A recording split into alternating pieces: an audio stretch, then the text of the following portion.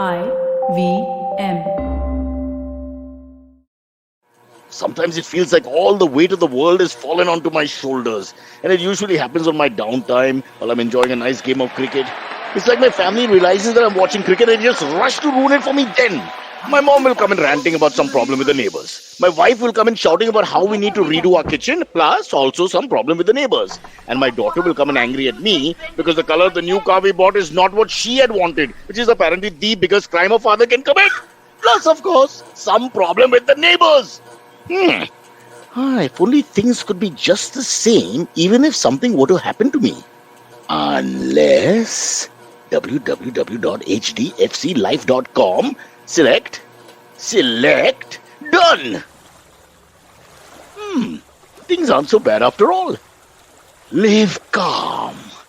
With HDFC Life, click to protect life. The Life Protect option protects your family from financial uncertainty. Visit hdfclife.com to know more and for terms and conditions.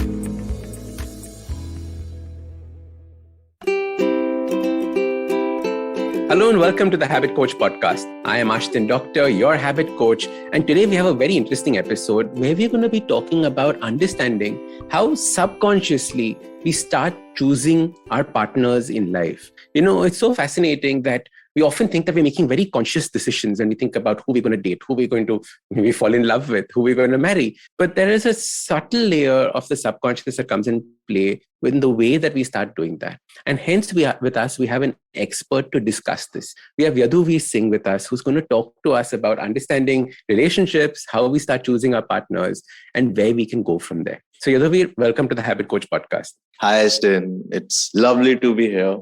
Hi, guys. This is Yadhuvir. I am a dating coach and a relationship coach as well. I'm in this field of dating and relationship from past 10 years now. And I've been coaching people from past 5 to 6 years. And how did you get into this field of dating coaching? Dude, the story behind it is like really crazy. You start with following your basic desire of understanding something that you don't know anything about. And in my case, they were women. And mostly, I think in most of the people's cases, it's women only, but they don't pursue it. I did. And I found out a lot of things. I found out things about women, which I don't have to do, instead of knowing things about women, which I should do. So I would say, I know what not to do, and I don't know much about what to do. And by knowing what not to do, there are huge probabilities on your side. So yeah, that's what I've been doing, and I've taught like more than 1,500 men till now. And there's a huge picture of reality which just like shoved into my face when I actually talk to the people, and they talk back to me in a way they have never talked to anyone else.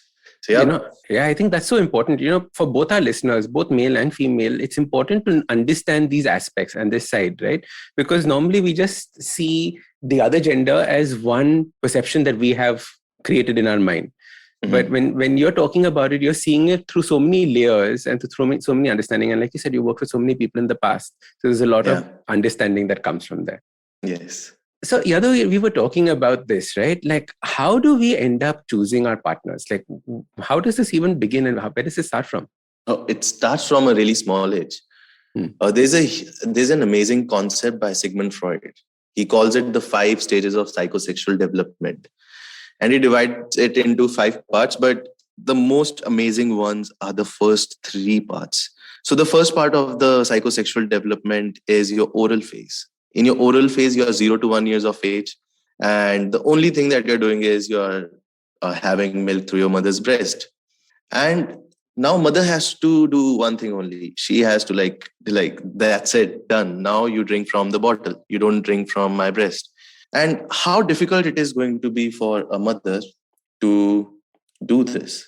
Is child going to react in a bad way? How the child is going to take it? Does mother has the kind of patience to take the child away and feed the milk to the child through the bottle? This is the oral phase, 0 to 1 year of age. Then comes the anal phase. In the anal phase, we are dealing with potty training, right? Because before we can potty anywhere, but now we have to discipline ourselves. We have to go to the washroom and do it. And the third phase is the building of the superego, as Sigmund Freud says it, in which we become rational. We follow conformity, we follow authority, we build good relationship with them. So in these different phases of life, first phase, second phase, third phase, we end up bonding with our parents in a different way. For example, in the first case, let's consider three cases. Let's consider Raj, Sham, and Neeta. Okay. So Raj, when he was, let's just say 4 months old, his mother very lovingly introduced him to new kids, other kids around with the friends' kids. And he's just 6 months old. He's like trying to walk, crawling, and he's still like playing with other kids as well. So it was very easy for him to trust other people, which is why he was not stressed most of the times. And it was very easy for him to leave mother's breast. So there is no fixation with the mother. In psychology, we call it mother-son complex. There's fixation with the mother. The son starts liking the kind of women who are more like his mother. Okay. So now let's talk about, this is Raj. Okay. It was very easy for him to leave the mother's breast. Now he's a grown up and he's not like addicted to any substance. On the other case, let's talk about this other guy. Let's call him Sham. So this guy, dude, it was very difficult for parents to just like make him understand that this is the time you'll have to switch to bottle because the milk from the mother breast is not going to keep coming. So he was not ready for that. He was always like, dude, I want milk from my mother. But finally, parents just like punished him, didn't reward him properly. So they followed the punishing principle instead of reward principle. Reward principle says you don't punish the child when he doesn't do something you want to do. You reward him when he does the slightest of it. So they punished him. And now when he's a grown up, he has formed addictions. He's getting attracted towards women who are more avoiding in nature. He finds avoidance really attractive and he calls them bitchy women. Okay. Right. So this is the second case. Third, let's talk about Neeta. Neeta is a girl and she was neglected because parents are at work. Is she getting milk on time? She's crying. She's hungry. No one is looking at. The maid is busy cleaning dishes and the mother doesn't know that Neeta is hungry. And when she grows up, she forms a very bad relationship with authority. She doesn't like authority. She hates, most of the times, if it was the father who was dominating figure at home, she'll hate men. Okay. So this is the first thing. Then they grow up and let's just say it's the anal potty training time. So during the potty training time, this first guy, Raj, his parents rewarded him whenever he used toilet. So when he grows up, again, good relationship with the authority. Because parents were authority, there's a good relationship. Second case, parents punished him if he is peeing anywhere. Okay. So again, bad relationship with the authority. Third case, there is again disregard, neglection to Neeta. So when she grows up, she forms penis envy. She thinks penis is the source of power. I want one. Okay. So this is Neeta. Then they are like older, like 5 to 7 years of age. At this time, they start forming rationalizations. Rationalization as in cause and effect. What should I do so that I can be liked? The 5-year-old kid is like, I want to shit here, I'll shit here. I don't want to be liked. I'm liked, I'm cute. 7 years old, like, I won't be liked because this person is going to school, this kid is going to school. There is reward for something, there is punishment for something.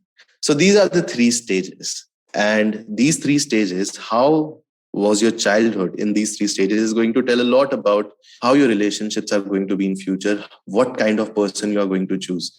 So don't you see, you asked me like, when does this start? It starts from the time you fell in love with one of your parents. There is something called as Oedipus complex. Sigmund Freud said, the son tries to get rid of father so that he can get the mother. But he knows he can't get rid of the father because father is really dominating. So from a really small age, he starts having Oedipus complex. That is trying to get rid of the father so that mother can be only mine. Again, forming up to the mother-son complex. Most of the qualities which are mother, if I ask someone, most of the men in India, I ask them, tell me, provided that she is already good looking, because men are like light switch. They see features and symmetry before knowing the behavior. So I tell them, provided that she's already good looking, what are some behavior qualities that you seek in a woman? And most of the times, the qualities that they will tell me, those qualities are already in their mother. So again, they are looking for a mother figure. Because why? They were not accepted. They know if I tell this to my mom, she can't take it. I tell my mom I had a threesome. She can't fucking take it. She can't do this. Like I had sex with a girl. Sex? Oh my God. Oh goodness. She can't take it. So this guy starts looking for a woman with whom he can be really open, and she will accept all of him. And the good part is she's like his mother. You see, he gets the completion. So this is how we start seeking relationship from a really small time. We'll call it relationship. We start seeking relationships instead of seeking romantic partners. With the romantic partners as well, we try to fill that void only which was created in our childhood. So that's fascinating. So as you said that, you first made a distinction between relationships and romantic partners, right? Yeah. Just explain that a little bit. What did you mean by that, by these two? So relationship is with everyone. I have a cat, I have a relationship with my cat. I have a relationship with my mother. I have a relationship with a woman I met, let's just say 1 year ago, but I don't talk to her much. But whenever she asks for help, I help her. I have a relationship with a woman with whom I'm having sex. We are romantic partners. So relationship is shared with everything and everyone. There is my phone. I have a relationship with my phone. There is my emotion. We have even relationship with our emotions. There is sadness. Let's just say I'm sad and I have a bad relationship with my sadness. I will try to reject sadness. I want to get rid of this person. But happiness, I have a really good relationship with happiness. I want happiness. So this is how we create duality within ourselves. We create good and bad within ourselves. And when this bad comes in, we label this sadness as bad. So मैं कह रहा हूँ, bro, this sadness, you have a relationship with this sadness. Work on the relationship. The sadness will stop having this kind of impact because now you're in a good relationship with sadness. This is relationship. Romanticizing it. Some people romanticize sadness as well. They become sadists. So romanticizing can happen in any way. It can take different forms as well. It can take perversions as well in a really perverted way. But basically, most of the people, we can distinguish romantic relationships in 3 ways. There are one-night stands, which are the outcome of hookup culture. Buddies, also outcome of hookup culture. Girlfriends, and then wives. These are the romantic relationships. But when we talk about relationships, it's really broad. Romantic relationship, it's specific. Relationships, they're broad. You share it with everything and everyone. Lovely. We're going to take a quick break. See you on the other side. Hey everybody, it's been another great week on the IVM Podcast Network. On Cyrus Says, Cyrus is joined by actor and producer and author Tushar Kapoor. They discuss his new book, Bachelor Dad and Life as a Single Parent. On the Filter Coffee podcast, Karthik asks Ajit Andhare about his journey from a practicing engineer to the COO of Viacom 18 Studios. On the Wire Talk, Siddharth is joined by social scientist Thomas Bloom Hansen. They discuss the escalating violence in India. On Smarter with Sid, Siddharth contemplates whether Facebook's crash is a blip or a sign of things to come. And on Tere Mere Raste, Keshav takes us to Himachal's most sought-after tourist destination, Manali. Do follow us on social media. We're IVM Podcast on Twitter, Facebook, Instagram, and LinkedIn. And remember, if you're enjoying this show or any of our others for that matter, please do tell a friend. Don't forget to rate us on any of the platforms that you're listening to us, whether it's a rating, whether it's a review, it all helps. And do remember to check us out on YouTube. We have a number of channels. They're available on ivmpodcast.com/YouTube. And finally, I would like to thank our sponsors this week, Bank of Baroda, CoinSwitch, Kuber, and HDFC Life Insurance. Thank you so much for making this possible. Welcome back. All right, let's jump into the conversation. So romantic relationships is a subset of the relationships as a whole, right? Yes. And what you were saying is that the way that we start creating relationships with everything around us actually stems from this really young age and the way that we were treated by our parents at that point of time. Yes. So now, how do I first introspect and learn about this? Because I don't think we remember what happened to us as children, right? So like, do you look at our patterns right now and then think about कि मतलब ये हुआ था, or do you like start saying that what can I do about it now? Like, is there something that needs to change, or is it just awareness that needs to be there?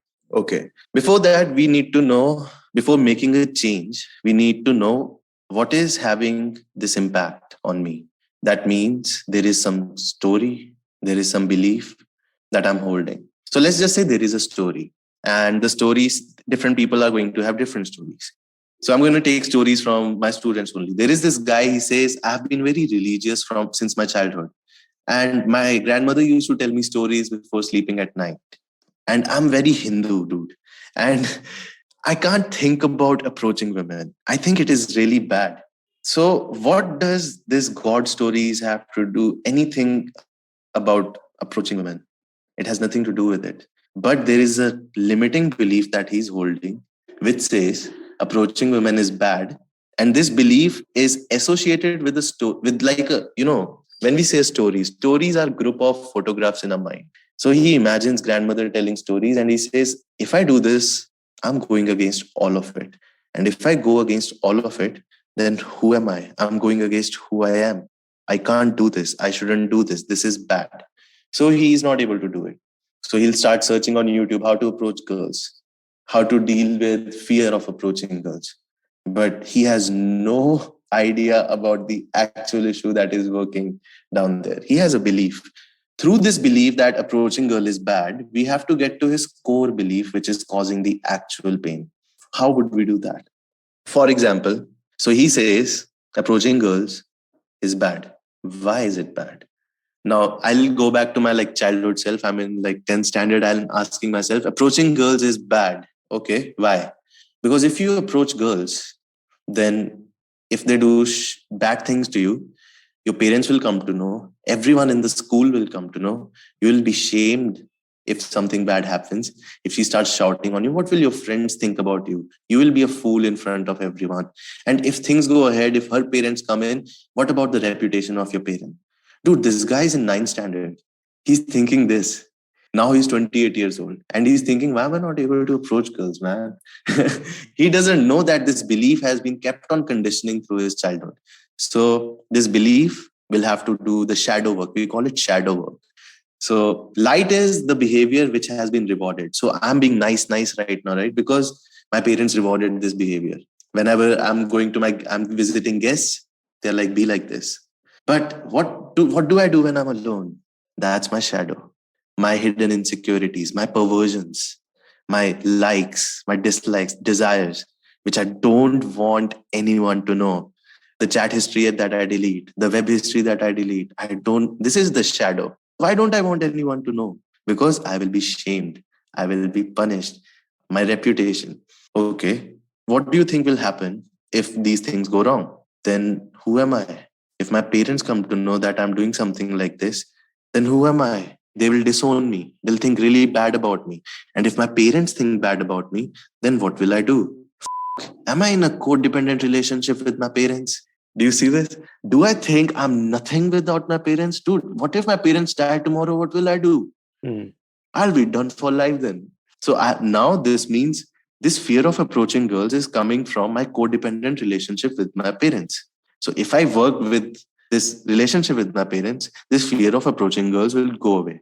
So I don't have to search on YouTube now. I go to home and I take my father out on a date. And I'm like, Dad, if you have to describe your whole life in 5 minutes, tell me. Dad, how was your childhood? Kabhi maar padti thi aapko? Then he starts telling his stories. Like, how did you come out to be like this? How do you like my mother? Was there any girlfriend before that? Like, you didn't talk to me, I won't tell mother. This kind of talk, I used to think I know my father. No one has known their fathers until or unless they have actually asked things to them which they ask to their friends. Same with the mother. I take my mother out on a date. I'm like, Mom, chalo sabziyan le chale. Sabziyan le li, chalo, coffee peete hain. Then I'm asking the same things to my mother. So through this, I'm forming actually a good relationship with them. And I'm working on my relationship with my parents. And the relationship becomes interdependent. Even if I go away from them, I don't feel like I'm incomplete now. Okay. Because of this, I don't like women now who are more controlling in nature. I like women now who are more free to take their decisions, who ask for space and who respect the space, who ask for boundaries, who respect for boundaries. But if I won't do this, I'll come in the first relationship, the first woman I find, because I'm not deserving. I won't get any. This is another belief. I'm not deserving. We'll do shadow work on this as well. So this is how we start working. This is how we actually start working on our childhood. We pick up a belief and we start riddling it down to the basic core belief which is causing the pain. And this basic core belief is so subtle and it's so just basic part of your being. It was always there. And when you see it, like when I told you, I'm having a codependent relationship with my parent. I always knew this, but it's just in front of me right now. And when you see it happening in front of your eyes, now you can make a change.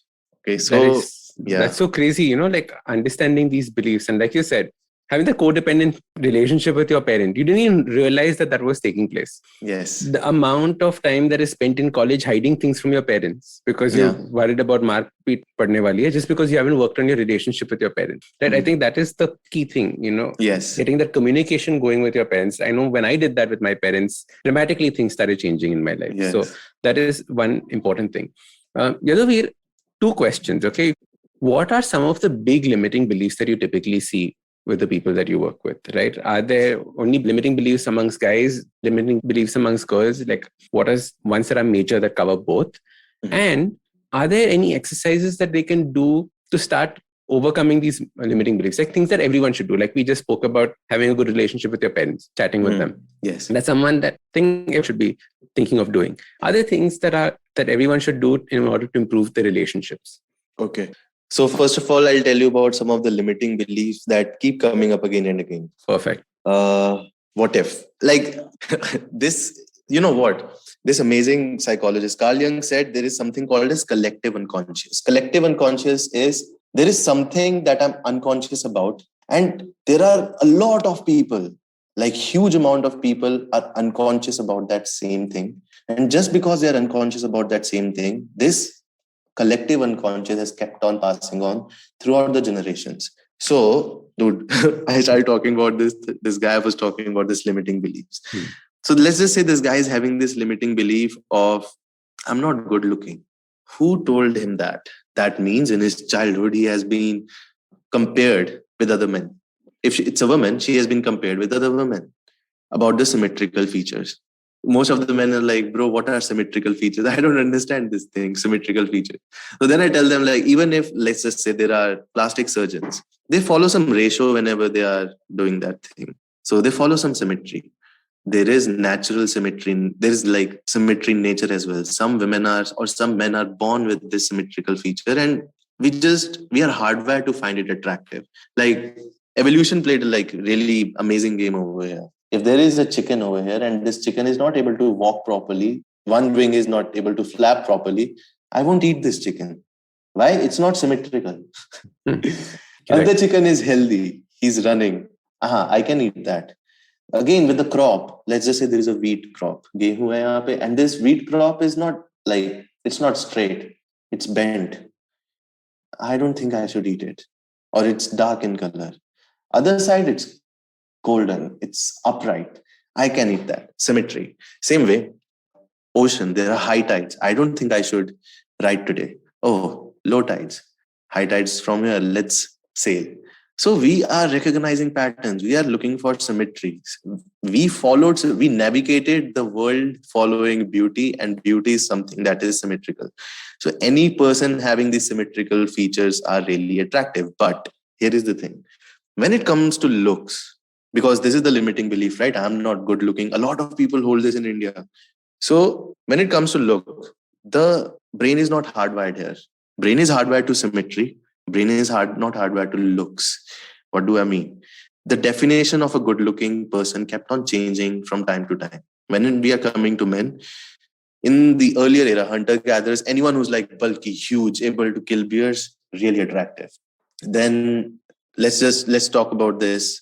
When poverty came in, like revolutions came in, anyone who's like fat is really attractive. Now, anyone with abs is really attractive. Just because there are these inconsistencies in what is a good look throughout the evolution, our brain is not hardwired for good looks, but we want symmetry. Symmetry means, now symmetry is not in good looks. Symmetry is in looking good. Now, what is looking good? Looking good contains your behavior. How do you behave? When behavior comes in, we check for congruence. If what you're saying is equal to what you're thinking, is equal to what you're saying. What you're saying, what you're thinking, what you're doing. All of them in an alignment, you're congruent, you're symmetrical, I can trust you, let's be together. But this guy is thinking that I'm not good looking. He just approached the girl saying, do you know where is Starbucks? And He's looking here and there. And she says, there is Starbucks. And then he's like, hi, what's your name? And she's like, why is he asking my name? And then he's looking here and there. In his mind, he's thinking, I'm not good looking. She's going to reject me, but I like her. I should go and talk to her. His behavior is doing the same, but his words are not the same. He's not saying, excuse me, hi, I'm so afraid to come here and say hi to you. Like literally, I was just standing there. I looked at him like, oh my goodness, look at yourself. And I just couldn't stop myself. Don't let me interrupt you. What's your name? Hi. He's not saying this. He's not doing this. This is congruence. This is what I was thinking. This is what I'm saying. And I'm confidently behaving that. This guy is thinking that, doing that, but not saying that. Because of this inconsistency, he'll be rejected.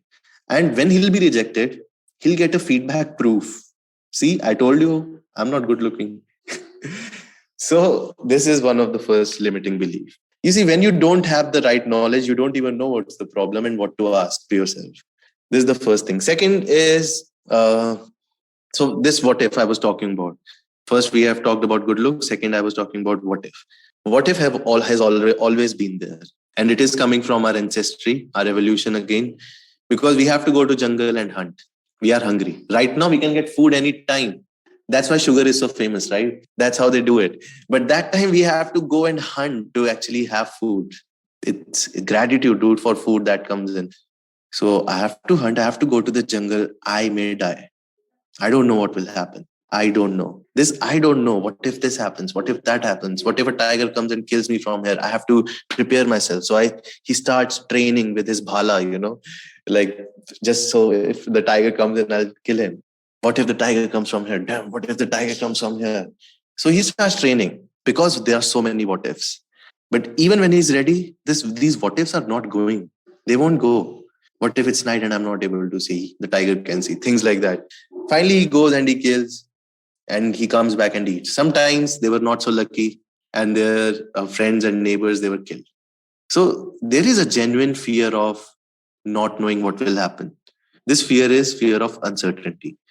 And if we see it closely, this fear of uncertainty is equal to fear of death. I may die. Now, at that time, it was really valid because you can actually die.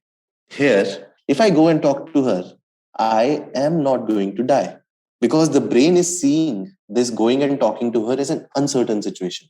And the person is so unconscious that he's behaving as if I'm going to a jungle and I may die.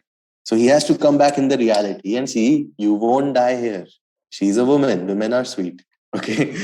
Because this is not his perspective. His perspective is, I will die. She's going to behave that anything she's going to say, he's going to take it that way. He'll just more cortisol release, more tension in the body.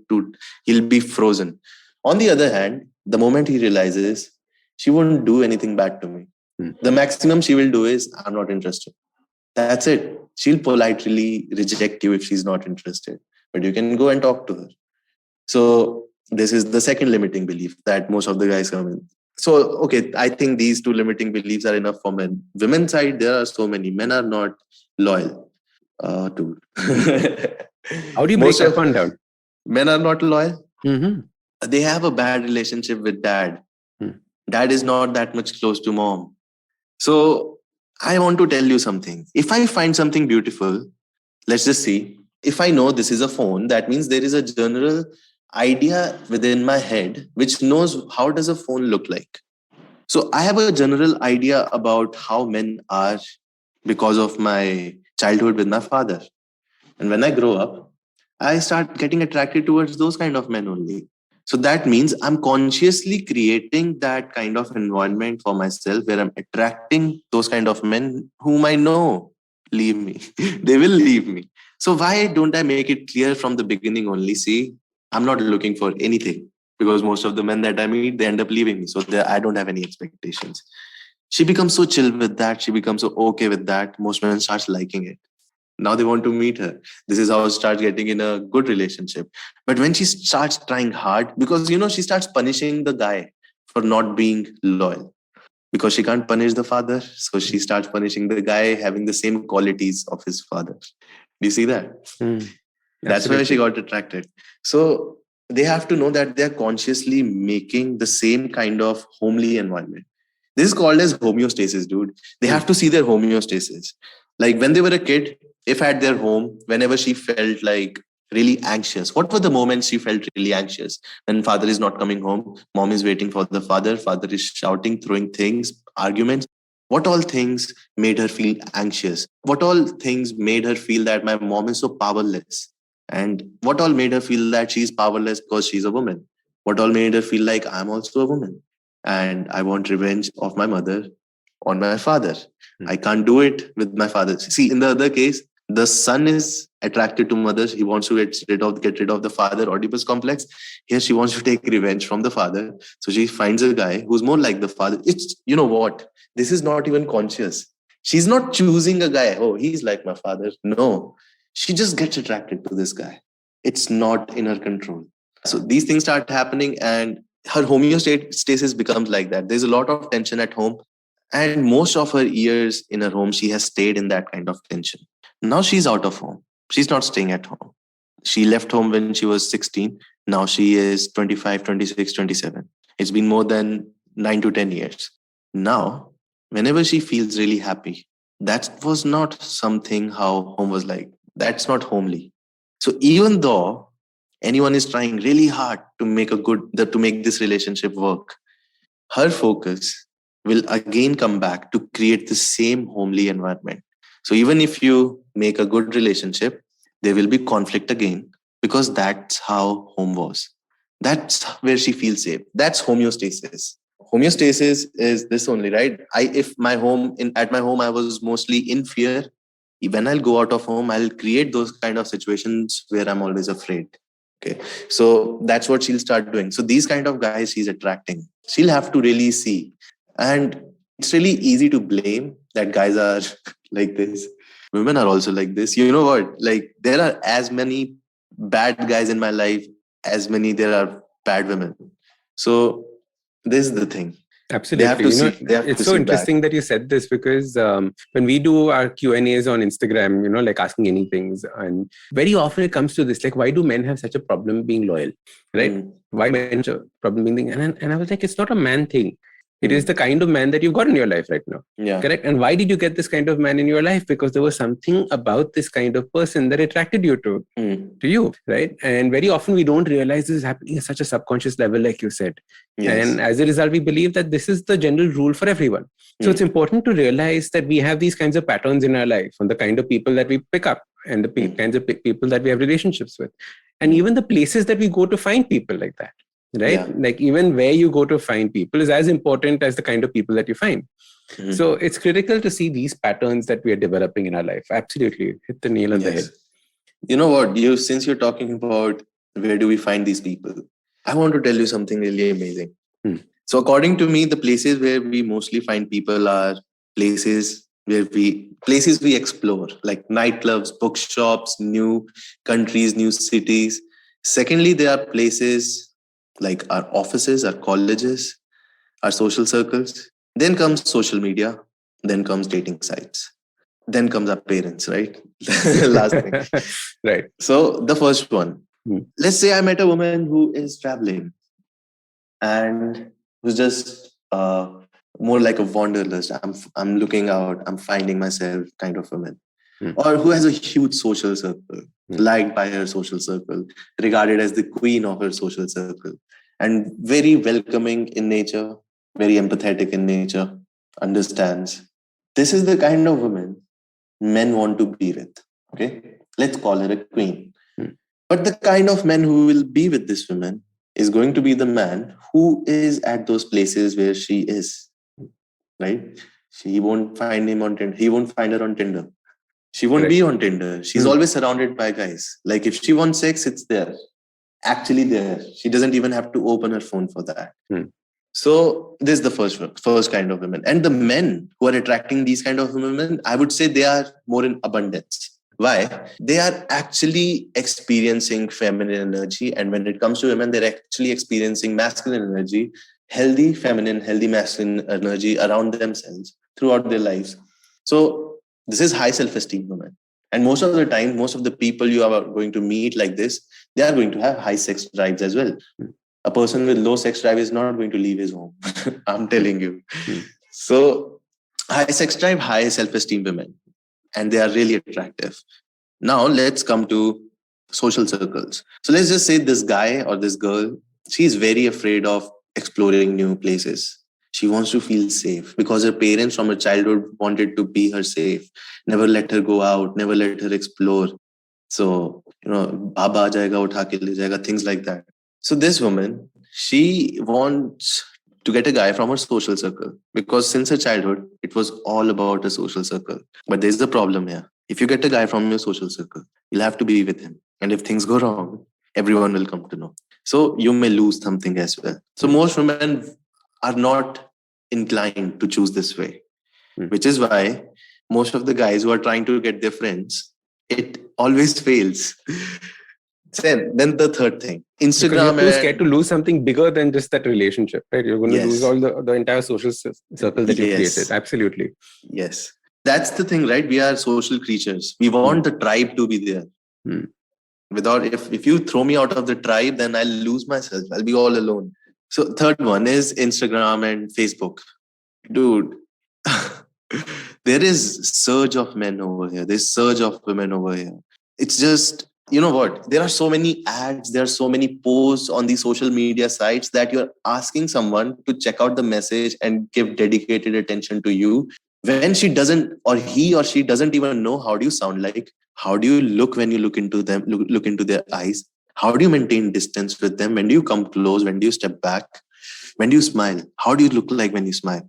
So when they read those messages, how do they read them? They read them in their own voice. And if you're sending it to a woman, she's going to sound like, what is this? What is he sending me? Right? Maybe you said it, you hi. No, she heard it like, hi.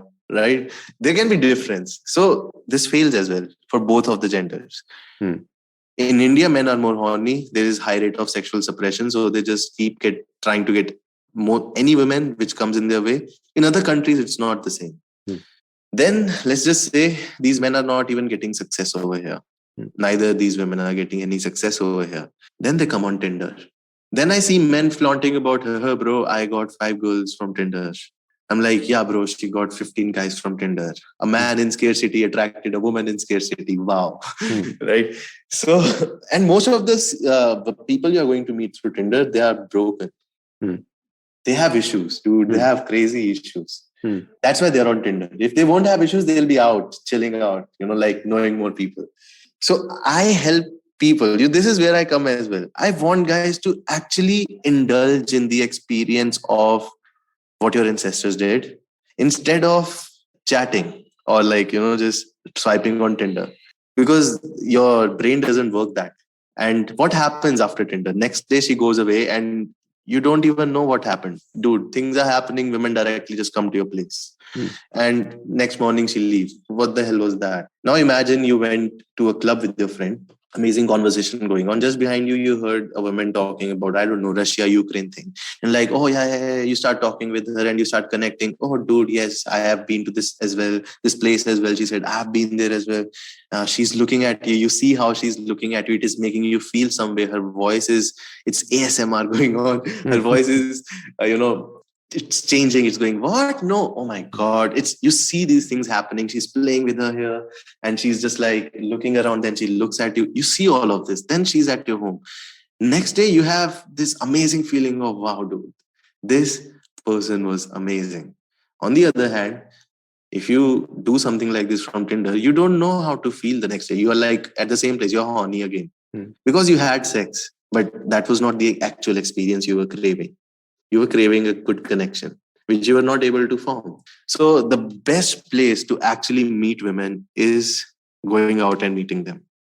Yadhuvir, this has been a fantastic conversation. I think we could go on forever talking about this because it's such an important, interesting topic. How do our listeners get in touch with you? Where can they find out more about what you're doing and connect with you?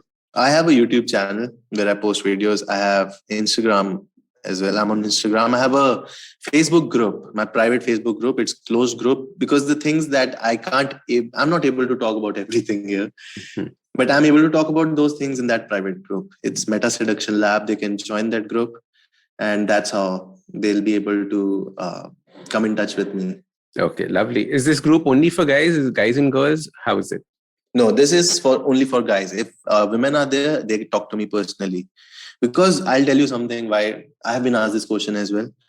India is a country with high sexual suppression rates, and men are physically more powerful when compared to women who are emotionally more powerful, which is why women are able to handle emotions in a much better way than men. So just because men have this peaks of testosterone hits, they can go in a wrong way. They talk about things in a way which can get them into trouble. So I don't want women to be in this group. Most of the people have told me, but you can just neutralize it if you put women there. No. These guys will start stalking them, and things can go really bad way if I put women in there. So this group is not for women. When it comes to women, they directly talk to me.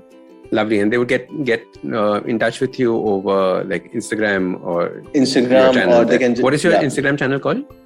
It's I am the Yadhuvir. I am the Yadhuvir. All right. Brilliant. Yes. Yadhuvir, thank you so much for coming on the Habit Coach podcast. It was amazing. Brilliant. All right. So that was a fun episode on understanding how we subconsciously look for people in relationships and intimate relationships. Now, in the part 2, we're going to be focusing on what to do when you actually meet people. How do you have conversations? How do you create that connection with somebody? And that's going to be in part 2. So make sure you go and listen to it when it comes out. If you like this podcast, don't forget to check out other interesting podcasts on the IVM network. You can listen to us on the IVM Podcast app or ivmpodcast.com. You can also follow us on social media. We are at IVM Podcasts on Twitter and Instagram. If you want to reach out to me, I am Ashdin Doc on Twitter and Instagram. You can find lots more information on my website, awesome180.com, or check out different content on my YouTube channel called AWESOME 180. That's Awesome 180. Working Monday to Friday glued to your chair making you feel dull? Worry not. Get your 5-minute weekly dose of travel around the world with postcards from nowhere. Join me every Thursday as I explore the strange, obscure, and fascinating parts of the world and bring out facets of travel you may not have thought of before. You can find us on the IVM Podcast app, website, or wherever you get your podcast from. सफर, रास्ते, मंजिल और मुकाम अक्सर ये हमसे कुछ कहना चाहते हैं, पर हम हैं कि अपनी रोजमर्रा की जिंदगी में इन्हें सुनने से कतराते हैं। नमस्ते दोस्तों, मेरा नाम है केशव चतुर्वेदी और मैं आपको ले चलूंगा कुछ ऐसे सफर पर जहां आपको एक नया नजरिया मिलेगा सफर और मंजिलों को देखने का। आइए इन किस्से कहानियों में डूब जाएं। हर मंगलवार और शुक्रवार